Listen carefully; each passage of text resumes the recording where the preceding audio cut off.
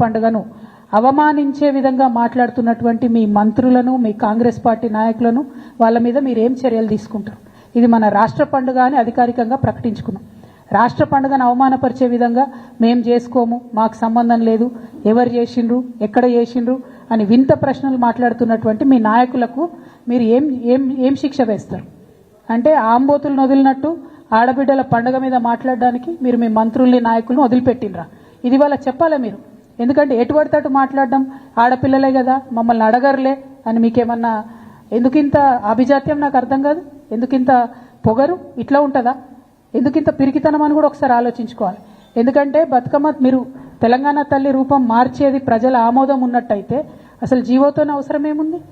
ఇంకో రకంగా పెడితే కేసులు పెడతామని బెదిరించేటట్టు గెజెట్ ఇవ్వాల్సిన అవసరం ఏముంది? ఇంత పిరికితనం ఏంది? ముఖ్యమంత్రి గారు ఇవాళ ప్రతి జిల్లాలో ఒక చిన్న పోస్ట్ సోషల్ మీడియాలో పెడితే వాళ్ళ మీద కేసులు పెడుతున్నారు. వాళ్ళ మంత్రులు ఫోన్ చేసి బెదిరిస్తున్నారు, వాళ్ళ నాయకులు ఫోన్ చేసి బెదిరిస్తున్నారు. ఓన్లీ బీఆర్ఎస్ కార్యకర్తలనే కాదు, సామాజిక మాధ్యమాల్లో ఒక ప్రెస్ మిత్రుడు పోస్ట్ పెట్టినా కూడా ఫోన్ చేసి బెదిరించేటటువంటి పరిస్థితి వచ్చింది. మీకు తెలియదానే మీరు చూడలేదా ఎన్ని తిట్టిన కేసీఆర్ గారిని?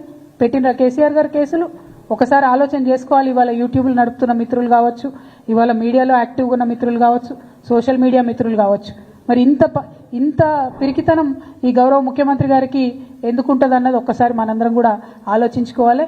కానీ పిరికి ముఖ్యమంత్రి గారికి మేము చెప్తా ఉన్నాం, మీరు ఎన్ని జీవోలు ఇచ్చినా ఎన్ని కేసులు పెట్టినా ఊరూరా ఊరేగించి మరీ మా ఉద్యమ తల్లిని నిలుపుకుంటాం.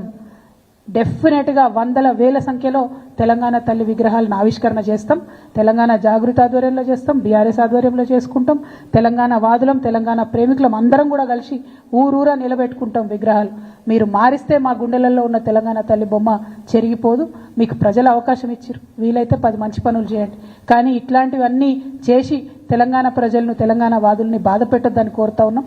ఈ చర్చ అంతా కూడా వాస్తవానికి మీరు అభివృద్ధి చేయలేకపోతా ఉన్నారు కాబట్టి ఒక డైవర్షన్ కోసం మీరు వాడుకుంటున్నారని చెప్పి మేము బలంగా నమ్ముతూ ఉన్నాం.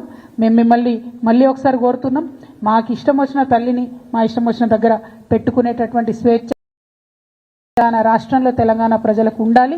దానికి మేమే మార్గదర్శకంగా ముందుంటాం. మీరు ఎన్ని కేసులు పెట్టుకున్నా భయపడేది లేదని తెలియజేస్తూ, బతుకమ్మ మీద మరొక్కసారి మాట్లాడే ముందు మంత్రులైనా కాంగ్రెస్ నాయకులైనా